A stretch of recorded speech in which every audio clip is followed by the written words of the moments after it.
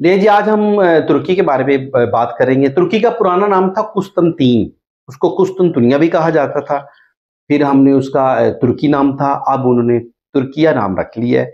और ये बहुत ही सरजमीन मुकद्दस भी आप इसे कह सकते हैं, क्योंकि ये शाम के बिल्कुल साथ है और इसकी बहुत ज़्यादा हिस्ट्री है। मैं आपको बताता चलूँ कि जो बादशाह था कुस्तुनतीन, और उसकी एक राय थी कि अगर पूरी दुनिया एक मुल्क हो और उसका कोई दारुल हुकूमत होना चाहिए तो वो कुस्तुनतुनिया होना चाहिए। अच्छा हकीम साहब, अगर तुर्की का जिक्र किया जाए और सबसे पहले अगर आया सोफिया का जिक्र ना किया जाए तो फिर ये ज्यादती होगी। सबसे पहले आप मुझे उसके बारे में। आया सोफिया का जिक्र करने के बगैर तुर्की नामुकम्मल है जी। कि आया सोफिया जो है ये दुनिया का पहला गुंबद है। इससे पहले गुंबद कोई नहीं बना था, बगैर सतून के वो गुंबद है। और ये सन 327 ईस्वी में बना था और इसको बनाया था कुस्तुनतीन ने। और जो कुस्तुनतीन था उसने बाकायदा ईसाइयत मजहब को कबूल कर लिया था, तो फिर पूरा कुस्तुनतीन ईसाइयत में आ गया। और ये बाज़नतीन दौर में बना था।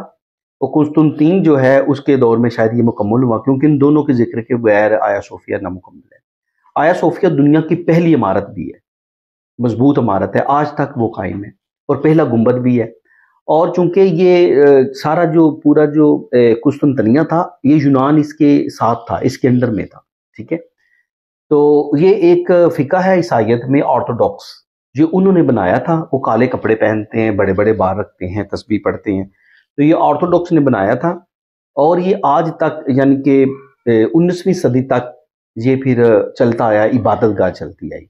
तो बाद टाइम इसको कर देते थे उसको कि ये चर्च है तो असल में ये चर्च है। और जब ये फतह हो गया सन 1453 में, 29 मई को ये मनाते हैं ना कुस्तुनतुनिया की फतह। 29 मई सन 1453 में इसको सुल्तान मोहम्मद फातेह ने फतह किया, तो इसको मस्जिद करार दे दिया गया। जब इसको मस्जिद करार दे दिया गया तो मगरब को ये बहुत गुस्सा था कि उनकी 1400 साल या 1000 साल पुरानी इबादत गाह को आपने मस्जिद डिक्लेयर की है। तो ये गुस्सा फिर इन्होंने जो हमारे आगे आया, वो ठीक 29 को उल्टा करेंगे तो 92 होगा। तो ये सन 1492 में फिर उसका बदला ये था कि गरनाता और करतबा फतह हो गया।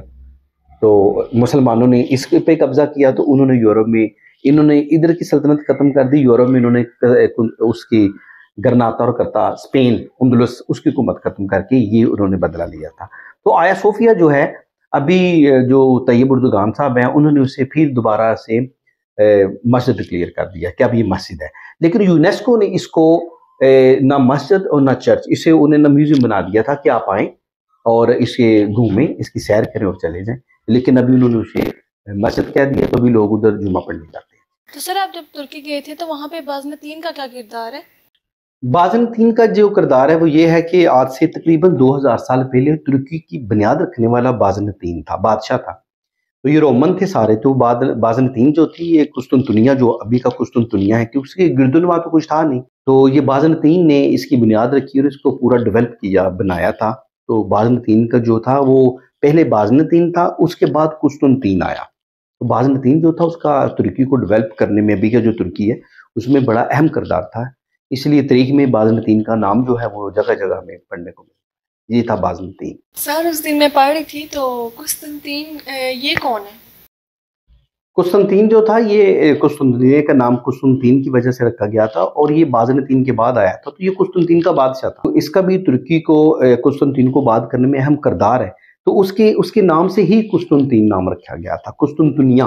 वैसे पूरी तारीख में कुस्तुनतुनिया ही कहा जाता है तुर्की को, पुराना नाम है इसका। और वो ये बादशाह था, इसके नाम की वजह से ये नाम रखा गया।